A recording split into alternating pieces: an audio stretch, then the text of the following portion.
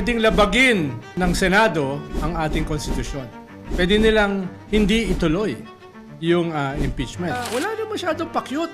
Sabihin na lang kung itutuloy ba ito ng 19th Congress to convene themselves as a trial court na wala namang kinalaman dito ang Senate President.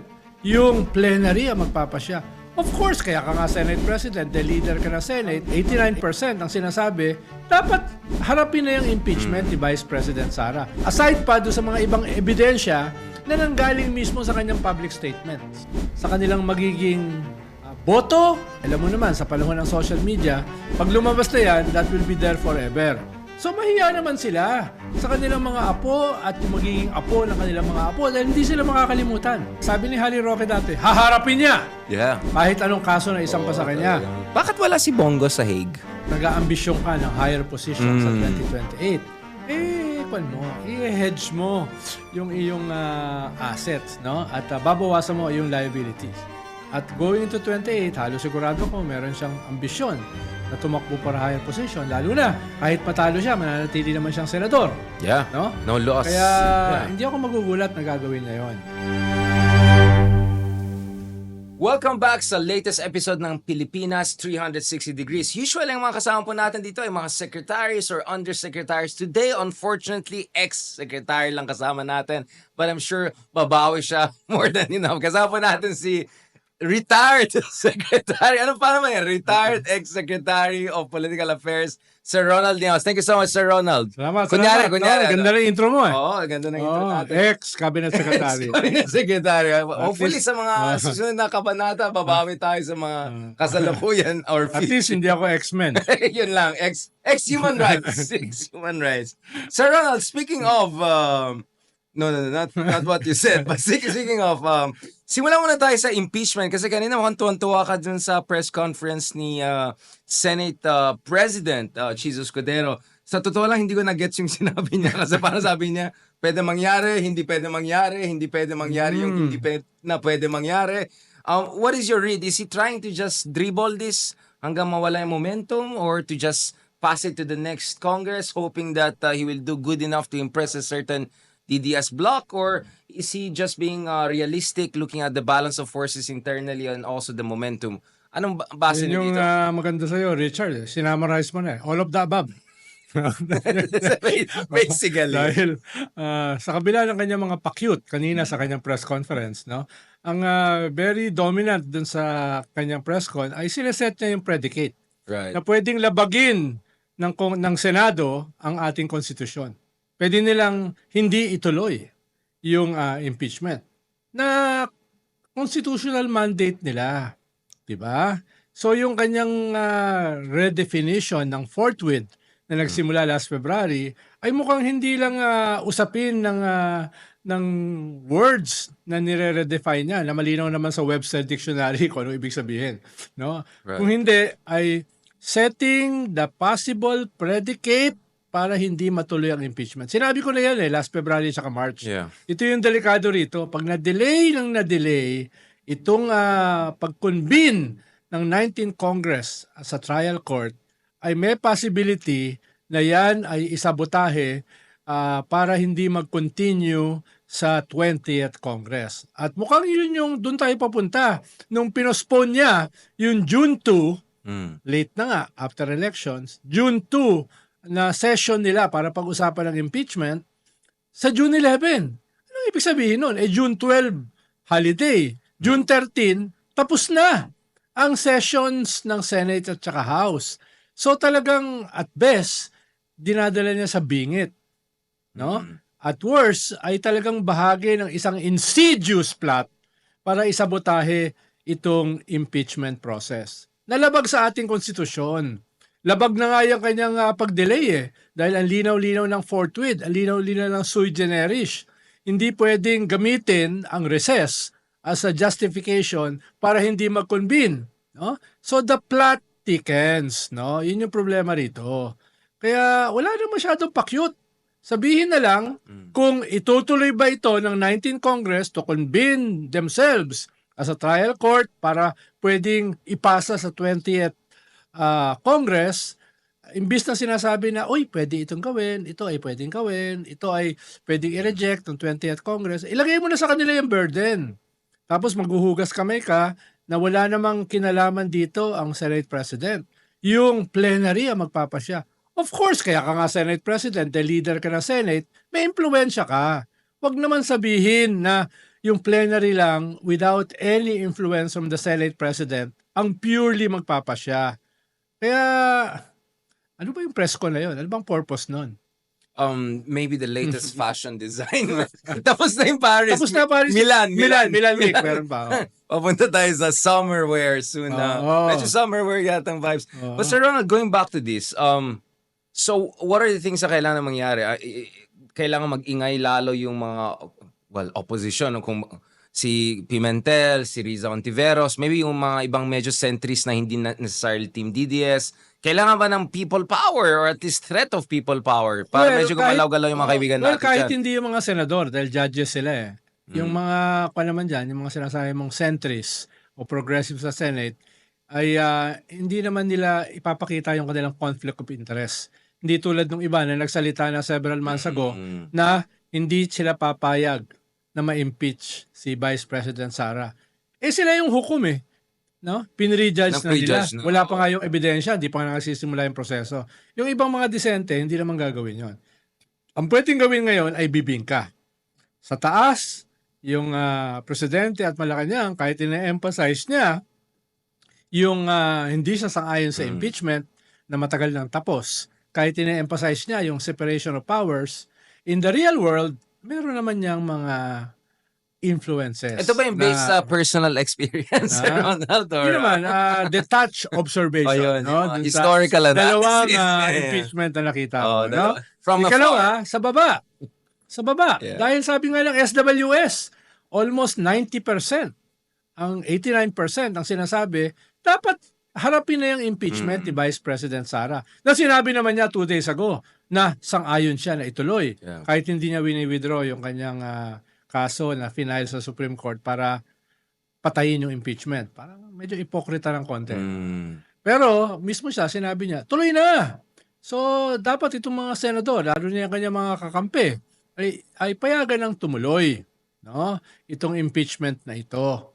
Kaya, bibingka ang strategy. Lalo na, pag nabuksan yung kanyang bank account, no, kung masisimulan yung impeachment, pwedeng i-lift yung bank secrecy laws ng AMLA at buksan yung kanyang mga bank account, pwede niyang patunayan na walang daan-daang milyon ang pumasok na galing sa mga drug lords at pogo lords. Pwede niyang patunayan kontra sa sinasabi ni Senator Trillanes. Papatunayan nga niya. Allegedly. No?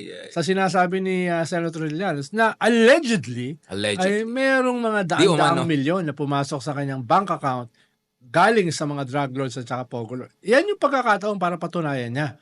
Kaya okay naman yung sinabi niya. Tuloy na impeachment. Para mapatunayan niya. Hindi, walang ganyan. No? Sinungaling si Senator Trillanes. Yan yung pagkakataon para patunayan. Dahil yan ay official document. Ibig sabihin, resibo yan. Resibo yan. No? Yung pinapakita kasi dati ni Senator Trillanes ay hindi naman official bank records. Pag binuksan ng AMLA, then magiging official. Aside pa doon sa mga ibang ebidensya na nanggaling mismo sa kanyang public statements. Yung assassination threats sa presidente. Right. Yung acts of sedition. No? Yung mga ganun ba? From the horse's mouth na nanggaling eh.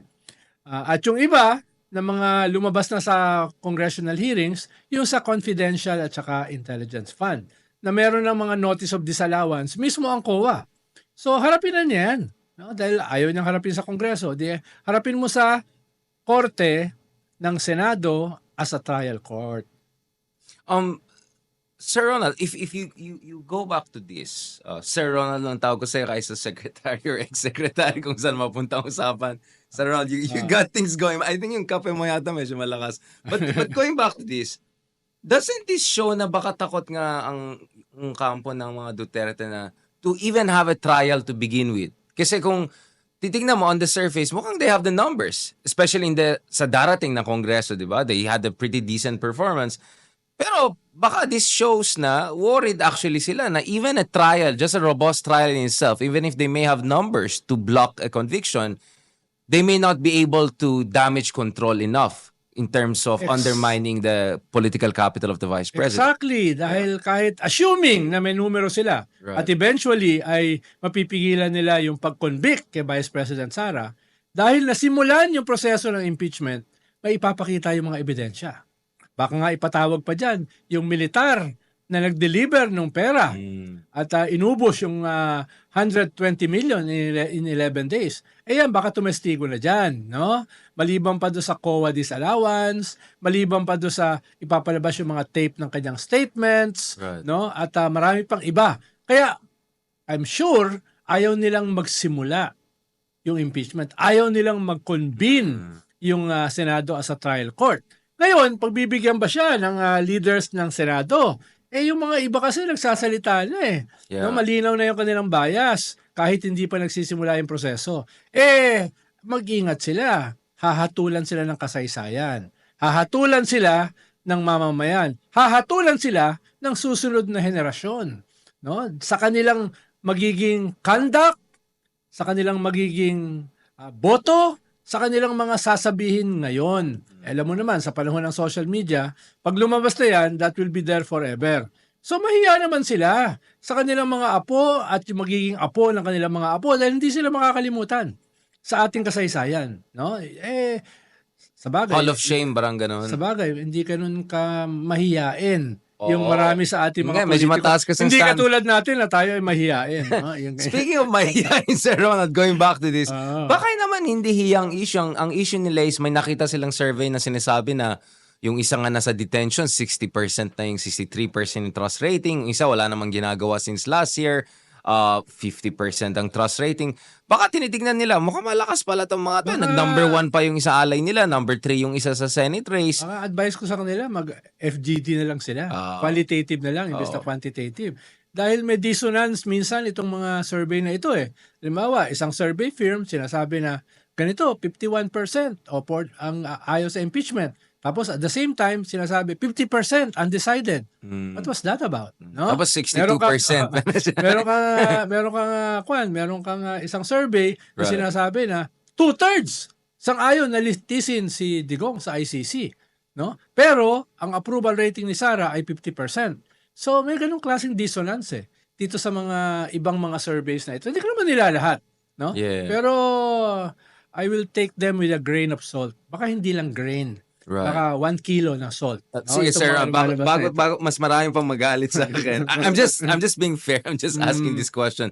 Pero hindi issue sa akin ng fair. Issue sa akin ng yung Sir Ronald, going back to this, civil society, what should they do to make sure na alam nung mga ibang senador na kung magloloko sila dito, there will be consequences down the road. Maybe not now. Some of them are incumbents. Some of them just won. But 2028, things could be very different. Like, kunyari, dito sa midterm elections, nakita natin yung Gen Z votes, right? Could be a big...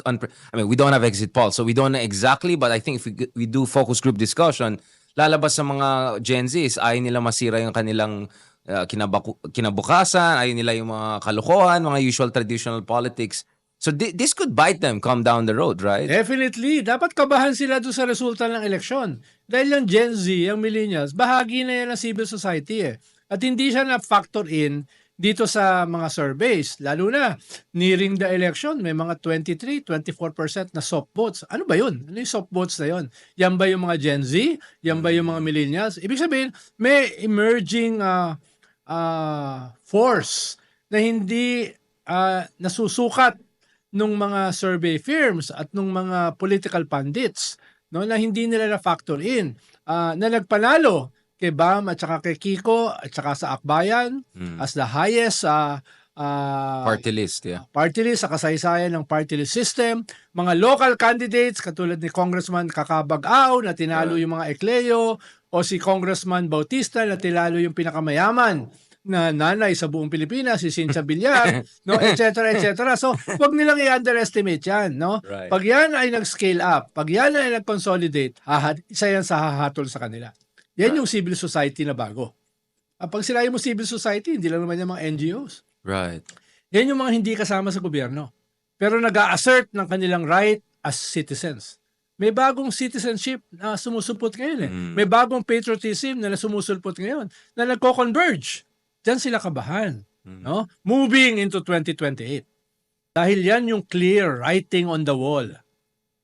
Right. Kasi kung, yun nga yung concern ko, Sir Ronald, which is kung hindi magkakaroon ng accountability dun sa mga normal institutions mo, maghahanap ng tao ng accountability through other means. Hindi ka ba concerned na baka magkaroon ng massive protest or more political instability or baka magkaroon ng political disengagement na wala palang kwenta tong mga institution na to eh. Purong sariling interest lang tinitignan ng mga iba dyan. Well, for now, hindi naman dun papunta. Mm. Mukhang papunta yan sa balota sa 2028. Right. Pero who knows? Dahil sa ating bansa, yung dahil we have weak institutions, Exactly. at kung yan ay isasagad, yung weakness ng mga institution na yan, at dadalhin nila sa level ng impunity, magagalit ang mga tao.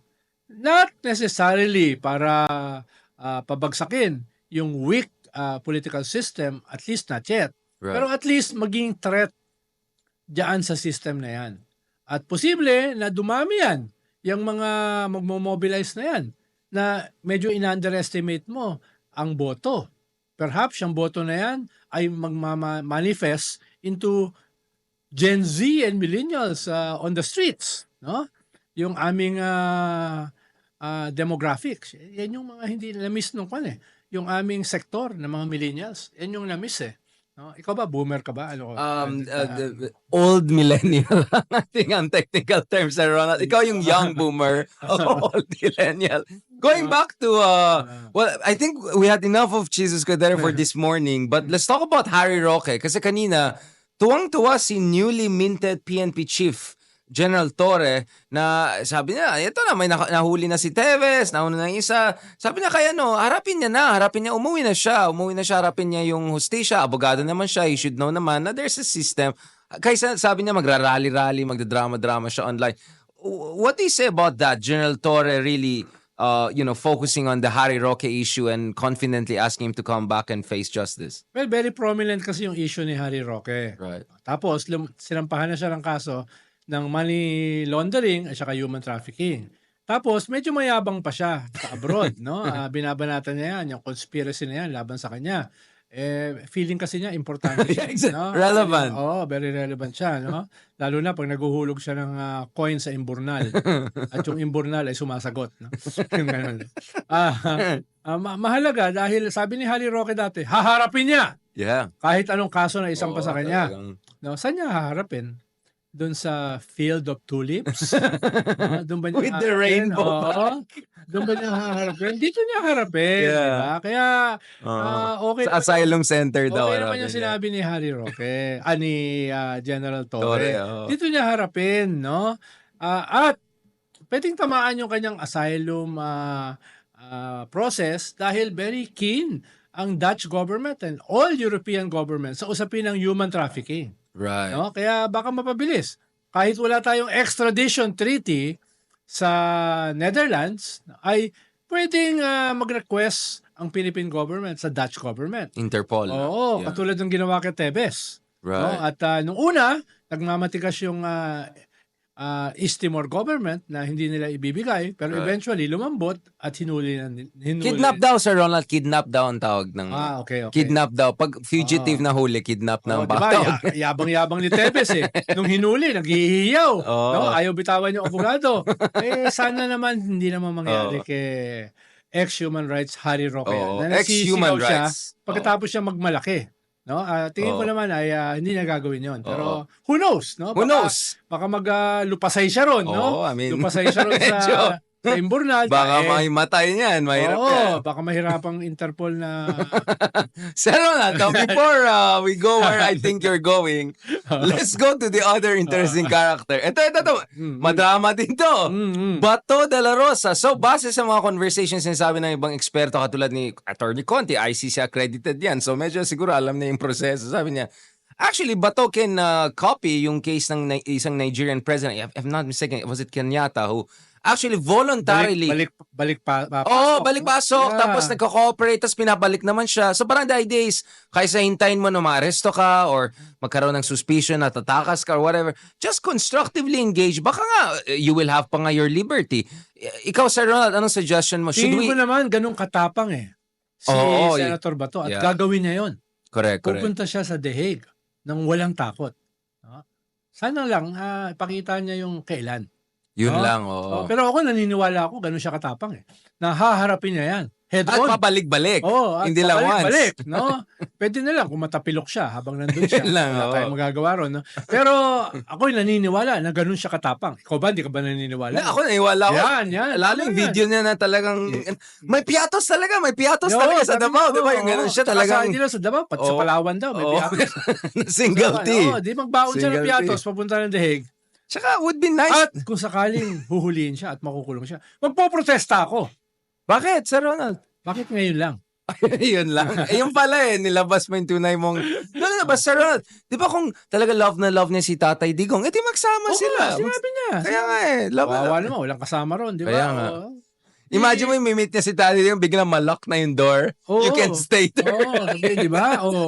Pero magdala sila ng baraha para pwede Yan lang, magpusoy-dos. Medyo Habang kumakain sila ng piatos. Oo, Wow. medyo Sabi ko nga, may museum na yata sila doon sa harap ng detention center. Kawawa naman yung mga Galit na nga kapitbahay. yung mga nakatira ron. Sabi ko, Iingayan Hindi sila sanay na may nag-iingay ng gano'n. merong museum, daming budget, no? Speaking of museum, ano kayang pwede rin kaya nila lagay yung mga pangalan ng mga beneficiaries ng confidential funds, si Miggy Mango, si Ay, Mary oo. Grace, si Chel Joc.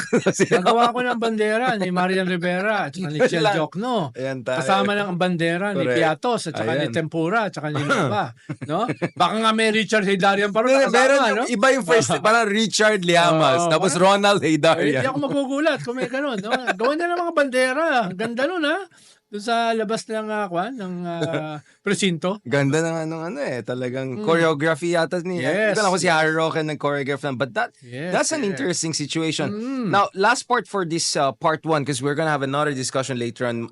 Big picture tayo, West Philippine Sea, yung latest na nangyari natin ito, grand coalition potential at saka mga future of opposition and also what could happen in 2020. Bago natin puntahan yan, I wanna also look at another aspect. Bakit wala si Bongo sa Hague? Ha? Ba't wala si Bongo sa Hague? Parang medyo... Kung ikaw ay number 1 sa Senate elections at nag-aambisyon ka ng higher position sa 2028, kwan mo, i-hedge mo yung iyong assets, no? At babawasan mo yung liabilities. Subukan mong i-harness lahat. Katulad ng pinackage niya yung sarili niya as pro-West Philippine Sea. Diba? Pero nung 6 na taon ni Digong ay pro-China siya. So, labanan na ito ng narrative At going into 28, halos sigurado ko meron siyang ambisyon na tumakbo para higher position. Lalo na, kahit patalo siya, mananatili naman siyang senador. Yeah. No? No loss. Kaya Yeah. hindi ako magugulat na gagawin niya yun. Kaya tingnan natin.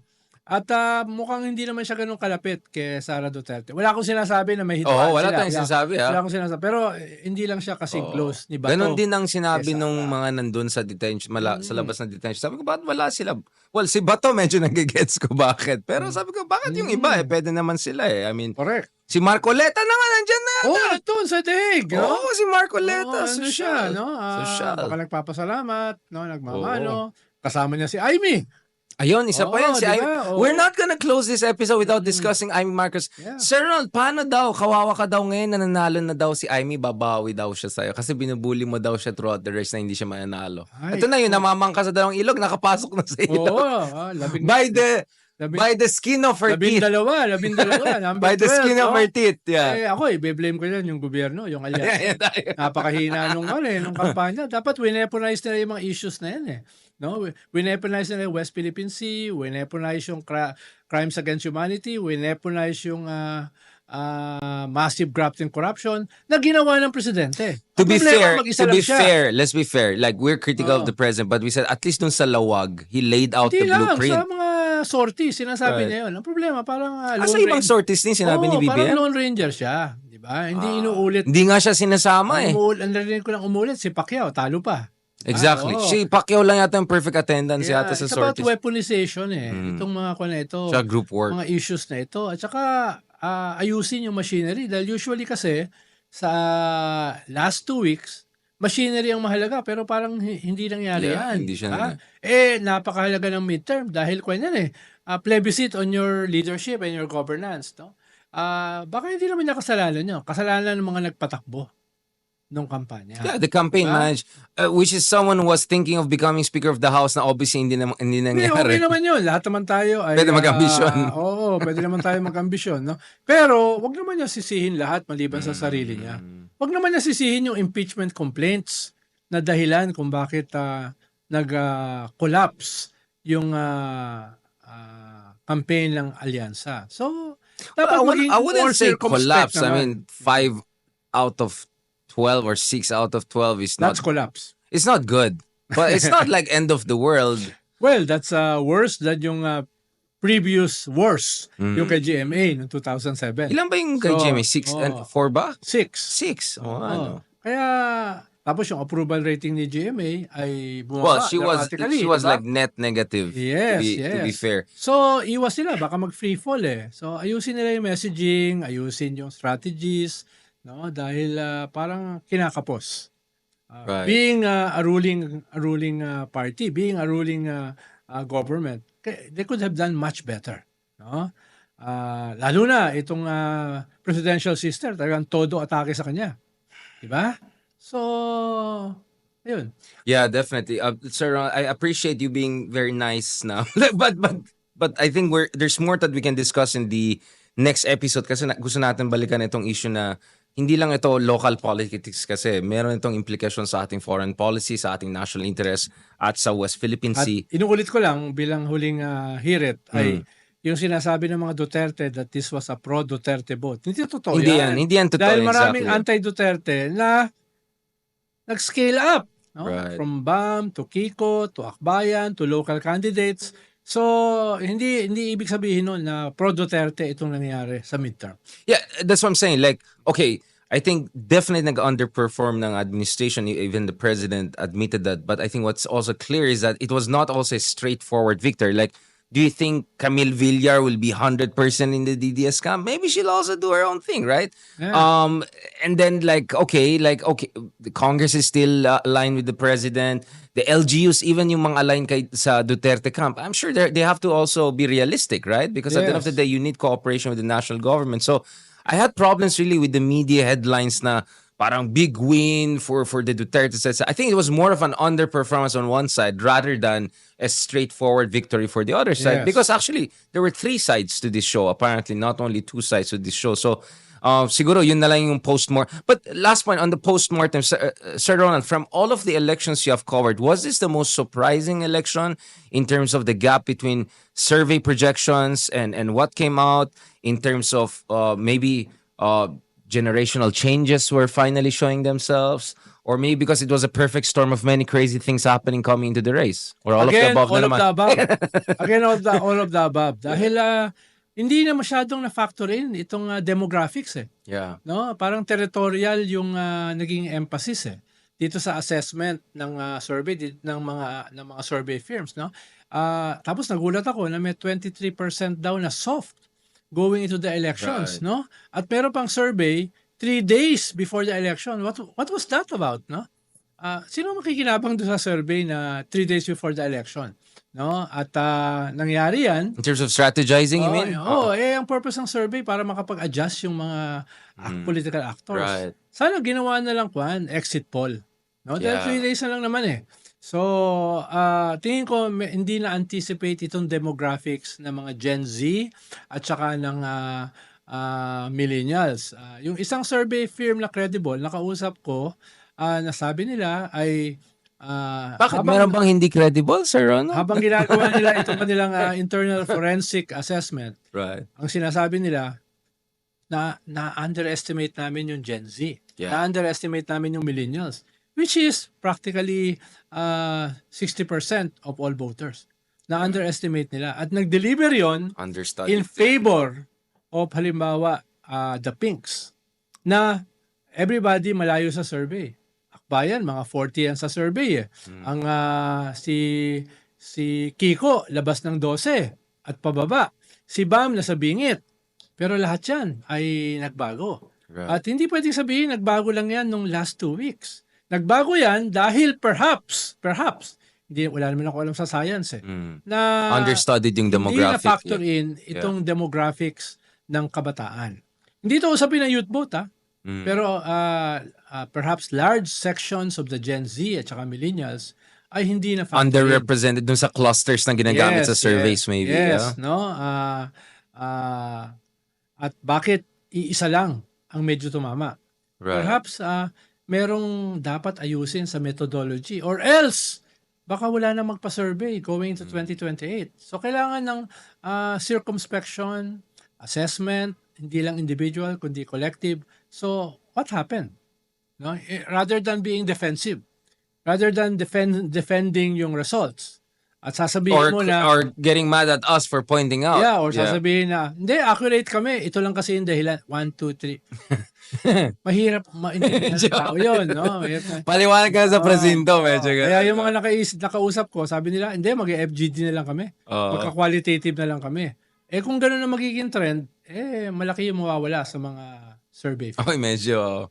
Pero mahirap din yung focus group discussions. But yeah, kasi minsan hindi mo makuha sa isang tanong You need follow-up questions. Depende sa framework at saka conduct ng FGD. Probably it will be a combination down the road. No? Siguro yung iba na medyo may budget, i-combine nila yung survey na quantitative and then proper focus group discussion. On that note, thank you very much guys for joining us for this first part ng ating 2-part discussion with former Secretary Ronald Llamas. Sa susunod na episode naman, pag-usapan natin ang West Philippine Sea, usapan Team Pilipinas versus Team China, some would say. And of course, ano yung mga trend lines at saka yung mga possibilities and scenarios heading into 2028. Are we looking at the Grand Coalition? Are we looking at Unit Team 2.0? Are we looking at the Duterte comeback in 2028? Ano yung mga factors na dapat titingnan natin? We're gonna discuss that more with Secretary Ronald Llamas.